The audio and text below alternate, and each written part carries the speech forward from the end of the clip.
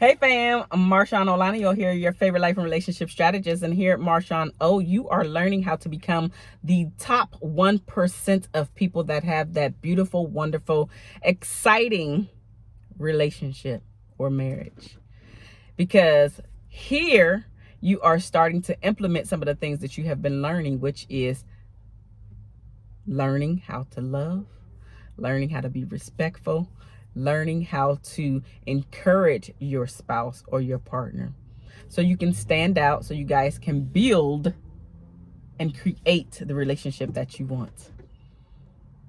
Now, today, we're going to talk about how an exit interview, yes, an exit interview, just like they do exit interviews at the job, we want to do an exit interview when you're done, when you're complete, when the breakup happens, when the divorce happens, after that, from your ex-husband, ex-wife, ex-boyfriend, ex-girlfriend, even somebody that you were in a situationship with.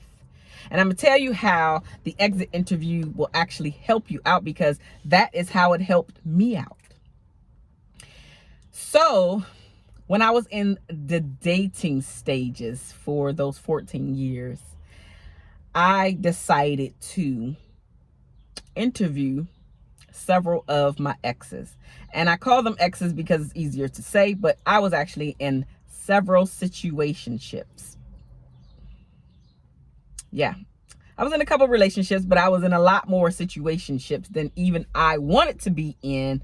But I had to take a step back and say, you know what, Marshaun, you are the only common denominator in all of these situationships or even relationships that didn't go to the next level. And why is that? So this is where the exit interviews came in. And I was just like, you know what? I'm actually going to find out why, because I wanted to be a better human being. I wanted to be a better woman. I wanted to be a better significant other.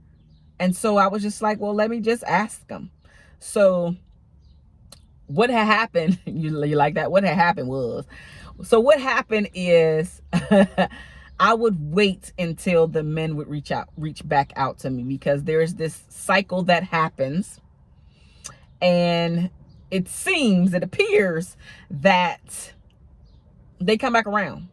So when you're dating, and I'm sure listen, let me know down in the comment section below who understands what I'm talking about. This cycle, something about this cycle, all of a sudden the ex comes back around, even if it's a situationship or an actual dating relationship, an actual relationship, at some point that person comes back around. So let me know. Am I alone? You know what I'm talking about? Let me know. So I would wait until they came back around. And whenever they came back around, they would go into their little spiel, and I would just pretty much cut them off and be like, hey, let's meet. Like, let's see each other face to face. And a lot of them said, yeah. So I would meet them. And we would have the little pleasantries in the beginning. How are you? Blah, blah, blah, all that stuff, right? But I was going to get to the root of why we didn't go to the next level. The things that I needed to work on so I can be better when my actual husband does appear. He can actually see me as his wife. So those are the things that I wanted to learn so I can work on those things. They didn't know that, but I knew what I was doing. So I was collecting my data. So I would go to the interview that they didn't know that we were having, and I would just ask them a couple questions. But the main question was, how come we did not go to the next level? What actually happened? What was it that I was doing that I would turn you off? I know that was a lot of questions, so just rewind it, write them down, and use it yourself. So I would ask those questions, and I would get and receive the answers. And I have to say, they weren't necessarily bad answers, but they were things that actually turned the guys off, which is why we didn't make it to the next level. So I heard that I was clingy, which I didn't realize I was clingy, but I get it because I was always around people my entire life. I wanted to always be around the guy. So I get the clinginess. Fine. I'm trying to remember something else, because I know that one, clingy, came up a lot. So that one definitely stood out to me. I'm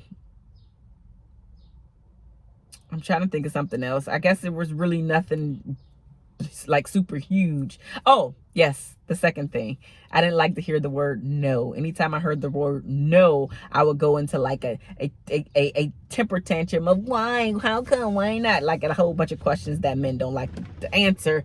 And especially if they've already said no, like why do I have to go into the whole you throwing a temper tantrum? It's not sexy. Like you lose all of your sexiness when you do that. Get it? Bam. And then then it was just something else that I noticed, that they would just pull away, and I didn't understand why men were pulling away.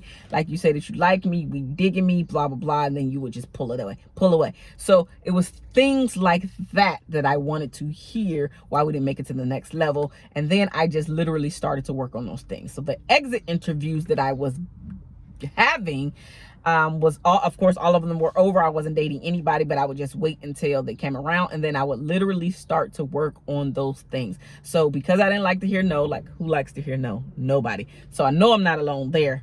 Am I? Let me know down in the comment section below.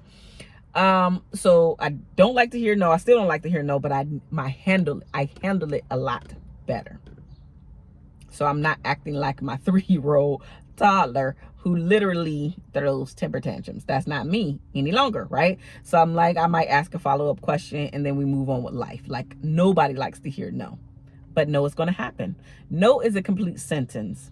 I actually use the word no because I don't want to do that, or I don't want to involve you, or whatever the thing is. So no. And then I had to work on my clinginess. I had to sit alone and be with myself and be secure enough, be happy enough, be willing to just be with me and figure out what I like about me. Figure out how special and important I still am with being with me. And I don't have to feel lonely because I am alone. Now I love my me time because it comes few far and in between right now, because I'm in a new marriage, new relationship. Well, not new relationship, but definitely new marriage. We're going on it'll be 2 years next month, and we have a 3-year-old. So my life has drastically changed these past couple years, and I'm still adjusting to it. There is no manual. People don't tell you all of the things that happen. I know I'm kind of going off on a tangent, but people don't tell you all these things that are different that occur into your life, and then you have to adjust at each stage. So I had to adjust being pregnant.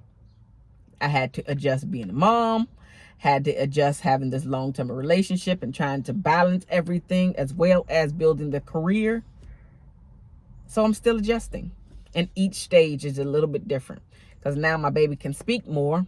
And now she's able to do a lot more, so I don't have to be all up her butt every 5 minutes. But I still have to watch, right? So I still have to create and build my own relationship as well with my husband. So the exit interview helped me to become the woman that I am today. It helped me to become the successful but also very self-confident person that has high self-esteem and does not take everything personally when you say no, or when you want to leave and go and do your own thing. Specifically toward my husband, obviously, that when he wants to leave and go do his own thing, I don't feel like he's leaving me. Like, how come I cannot go with him? How come I cannot be a part of the thing that he wants to do by himself? Because he needs his me time too.